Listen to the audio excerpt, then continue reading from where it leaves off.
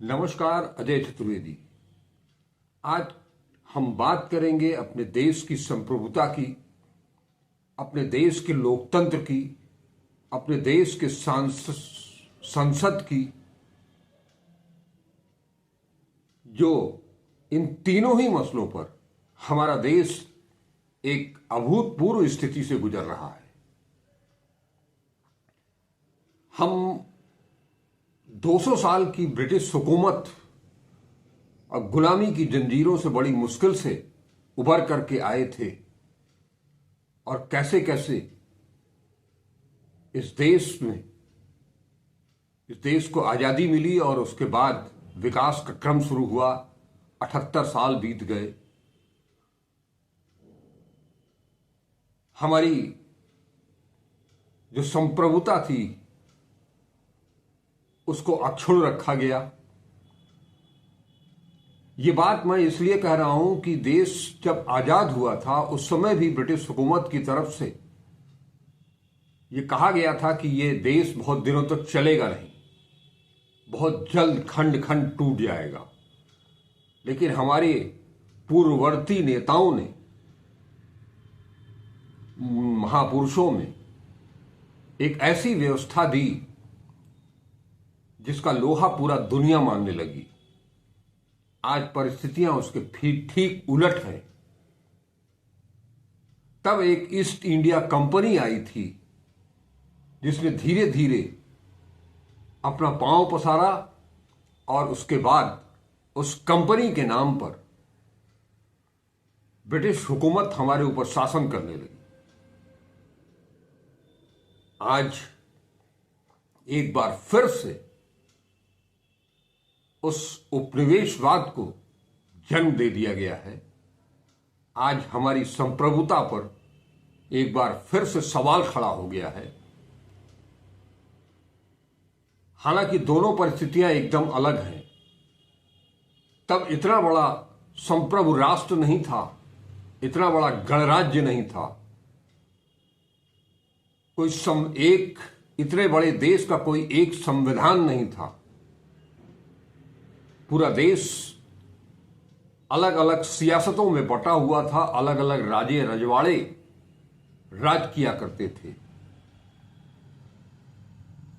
आज हम बड़े गर्व के साथ कहते हैं कि दुनिया का सबसे बड़ा लोकतांत्रिक देश है भारत।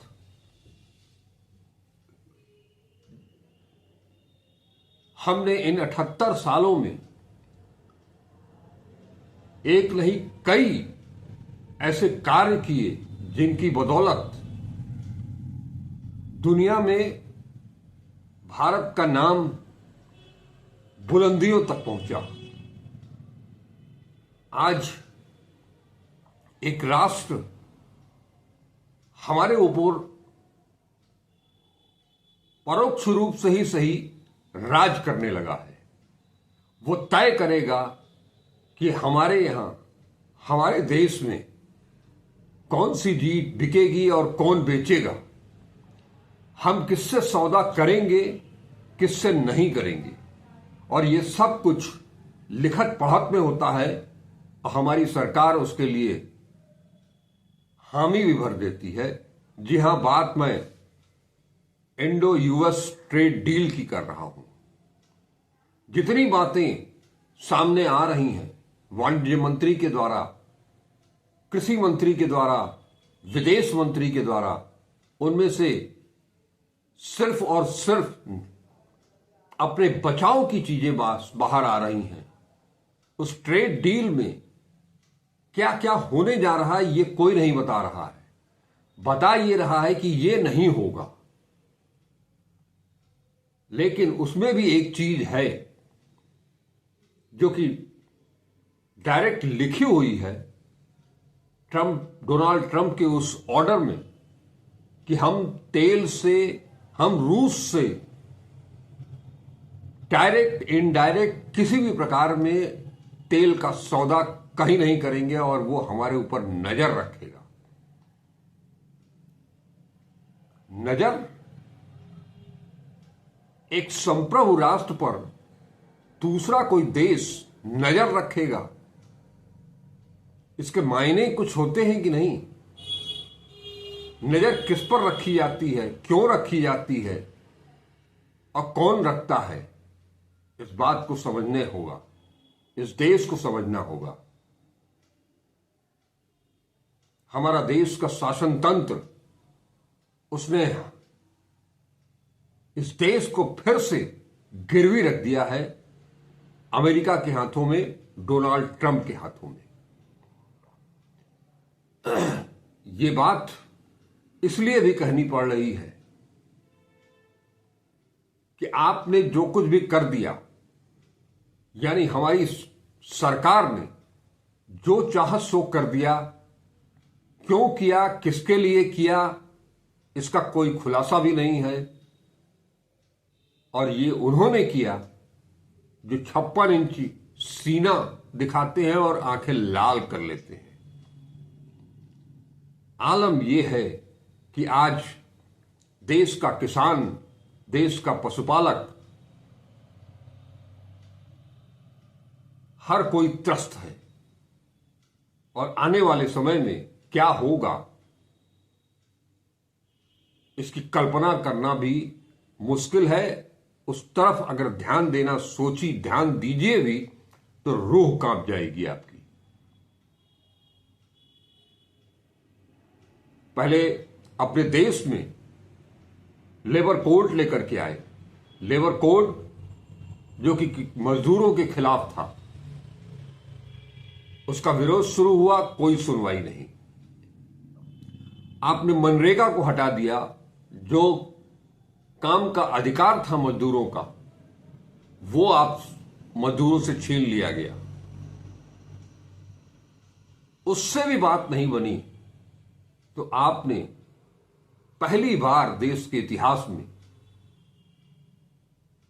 अंतर्राष्ट्रीय किसी भी व्यापारिक समझौते में के तहत एग्रीकल्चर यानी कि कृषि को भी डाल दिया। किसानों की कमर तोड़ करके रख दी है आपने। वो 3 काले कानून आपने वापस क्या लिए? आपकी तपस्या में कमी रह गई थी। उस तपस्या की कमी का प्रायश्चित करते करते आपने किसानों को रौंद दिया है। ये सारा कुछ मिला लीजिए, चाहे वो लेबर कोड हो, मनरेगा का खात्मा हो, या अमेरिका से ट्रेड डील हो, इन सब को मिलाकर के किसान को तबाह करने, मजदूर को बर्बाद करने की तरफ हम आगे बढ़ चुके हैं। और इन सब चीजों पर, इन मुद्दों को लेकर के किसान, देश भर का किसान, वामपंथी दल और विपक्ष मिलकर के इसी 12 फरवरी को एक बड़ा आंदोलन करने जा रहे हैं, देशव्यापी आंदोलन। और यह आंदोलन अभी एक शुरुआत है। धरना प्रदर्शन भी होगा, मार्च भी होंगे, जुलूस भी निकलेगा, नारेबाजी भी होगी, लिखत पढ़त भी होगी। ये ऐलान हो चुका है। हर जिले में होगी, हर प्रदेश में होगी, हर गांव में होगी, हर पूर्वे में होगी। आंदोलन का बिगुल फूंक दिया गया है। यह आंदोलन करना विपक्ष की मजबूरी भी है, क्योंकि जो भी आंदोलन के लिए बाध्य किया है सरकार ने, उस सरकार ने जो पूरी तरह से तानाशाह हो चुकी है, उसे विपक्ष से कोई लेना देना नहीं है। विपक्ष के नेता को सदन में बोलने नहीं दिया जाएगा। 6 दिन, 8 दिन, 9 दिन हो जाते हैं, विपक्ष के नेता को बोलने नहीं दिया जाता है। और सदन के नेता सदन में आते नहीं हैं। वो उच्च सदन में जाकर के जो अब तक इस संसदीय लोकतंत्र के इतिहास में नहीं हुआ, वो कर गुजरते हैं प्रधानमंत्री।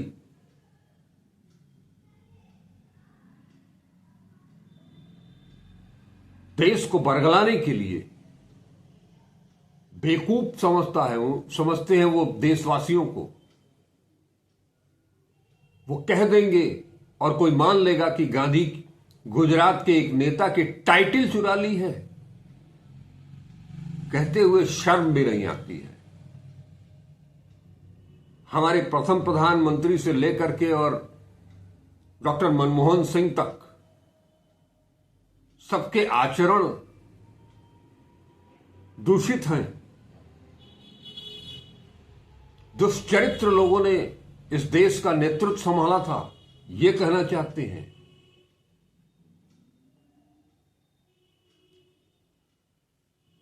सदन में आने की हिम्मत भी नहीं जुटा पाते हैं वो 56 इंची वाले,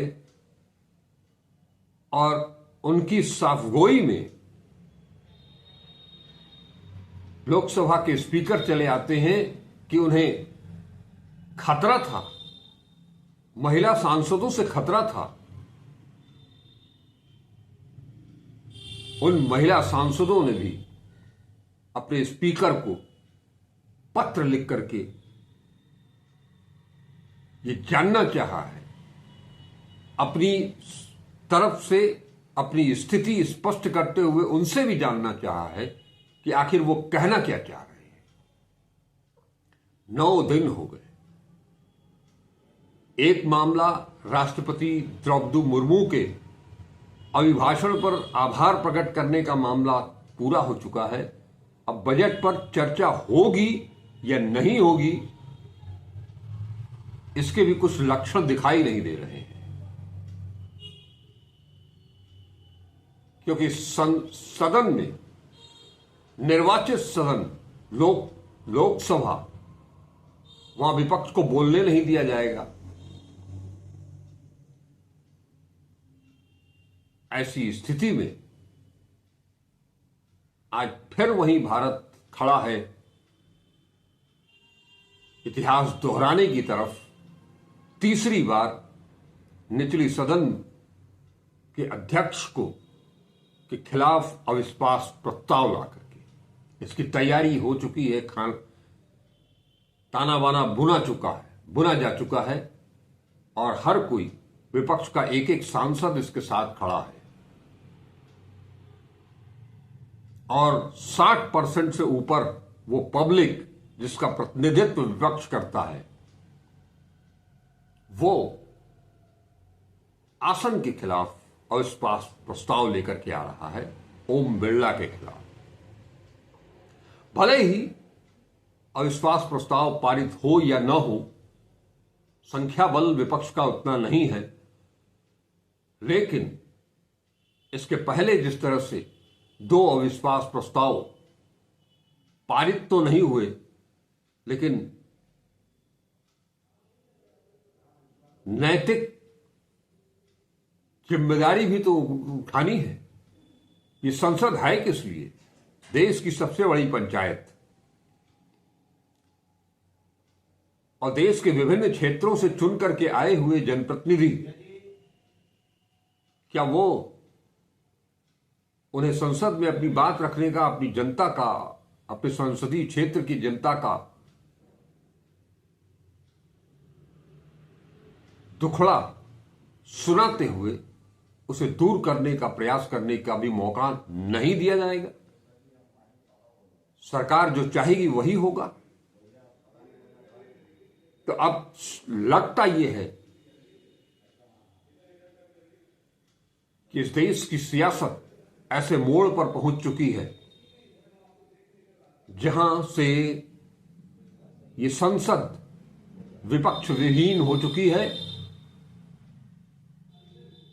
तार्किक रूप से तो अब शारीरिक रूप से भी होने की ओर कदम बढ़ा लिया गया है। यह अविश्वास प्रस्ताव लाने के बाद, जिसके बारे में पहले से मालूम है कि वो प्रस्ताव पारित नहीं होगा, सदन में चर्चा होगी, ओम बिरला सदन आसन पर नहीं बैठेंगे, भले ही इस प्रस्ताव गिर जाए, लेकिन उसके बाद क्या विपक्ष सदन में उसी तरह से बैठता रहेगा, जलालत झेलता रहेगा, किसी को बोलने नहीं दिया जाएगा, मौन? ऐसी अदालत, ऐसी पंचायत में बैठने से क्या फायदा जब आप कुछ अपनी बात को रख ही न सकें? इस बात को विपक्ष ने समझ लिया है। यही वजह है कि अब विपक्ष ने आर पार की लड़ाई शुरू कर दी है। अब संसद नहीं, सड़क पर ही लड़ाई होगी, और इसका ऐलान किसानों ने कर दिया है, मजदूरों ने कर दिया है, देश की जनता ने कर दिया है। देश की जनता का नाम इसलिए भी लेना जरूरी है क्योंकि जो ट्रेड डील हुई है, कल बनारस में एक कार्यक्रम हुआ था कांग्रेस का, संविधान संवाद सम्मेलन। उसमें कांग्रेस के राष्ट्रीय प्रवक्ता पवन खेड़ा से भी मैंने बात की, आप सबके सामने उसको भेजा भी था। इस ट्रेड डील के बारे में एक लाइन में उन्होंने स्पष्ट कर दिया कि ये डील नहीं, समर्पण है, सरेंडर है। निश्चित तौर पर हमने सरेंडर किया है। इस बात का दुख, इस बात की पीड़ा हर भारतवासी के दिलों में है। हमारा वो मान सम्मान सब कुछ गिरवी रख दिया है।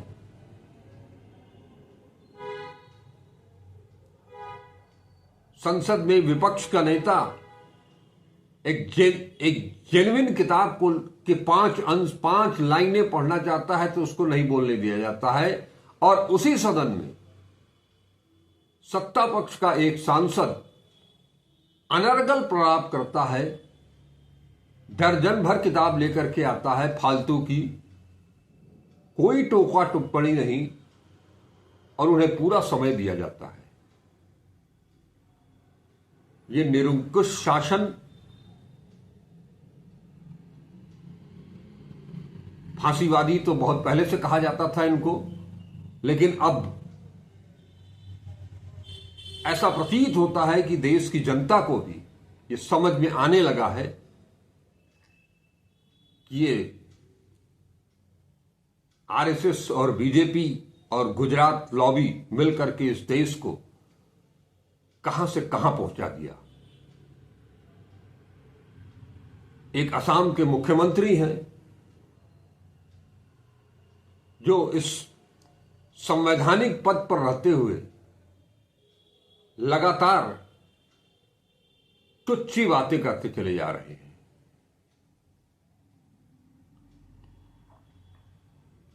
इस लिहाज से मैंने जो शुरू में कहा कि एक अभूतपूर्व स्थिति में यह देश पहुंच चुका है, जहां मोहम्मद दीपक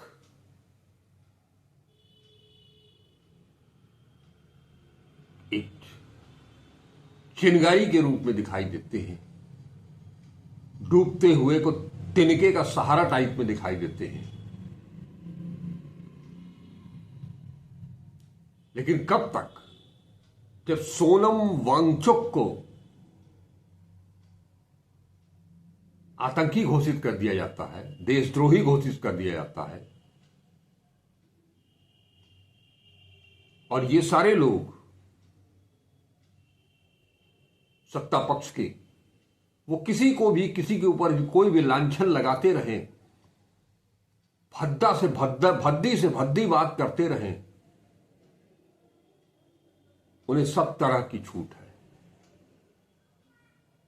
उन पर कोई सवाल नहीं है। ऐसे में क्या संवैधानिक व्यवस्थाएं तो तार तार हो ही चुकी हैं। एसआईआर के माध्यम से वोट चोरी हो ही चुके हैं। जीतेंगे तो हम ही, हमारे सिवा कोई जीत नहीं सकता है। सरकार हमारी ही बननी है। अब इस व्यवस्था का जवाब विपक्ष नहीं, वो है जिसे कि हमारा संविधान एक वोट का अधिकार देता है। क्या वो उस अधिकार का पालन होगा? उस अधिकार के बूते देश की जनता ये बताएगी कि उनकी ताकत क्या है उस एक वोट की। क्योंकि जो ट्रेड डील हुई है उसके बारे में हम सिर्फ इतना ही कह सकते हैं कि बंदूक से निकलने वाली गोली पर कोई नाम नहीं लिखा रहता है कि वो किसी कांग्रेसी के सीने में लगेगी, किसी वामपंथी के सीने में लगेगी, किसी समाजवादी के सीने में लगेगी या किसी भाजपाई के सीने में लगेगी। तो ये ट्रेड डील किसान है, वो भाजपा का भी हो सकता है, भाजपा का समर्थक भी हो सकता है, विपक्ष का समर्थक भी हो सकता है, लेकिन ये डील समान रूप से दोनों ही तरह के किसानों पर प्रभावी होगी। दंश उसे झेलना ही पड़ेगा। अब जनता को ही तय करना है कि क्या एक बार फिर से गुलामी की जंजीरों में जकड़ना और तिल तिल कर मरना उसे कबूल है, या एक आजाद संप्रभु राष्ट्र में सांस लेने के लिए उसे आगे आने की जरूरत है।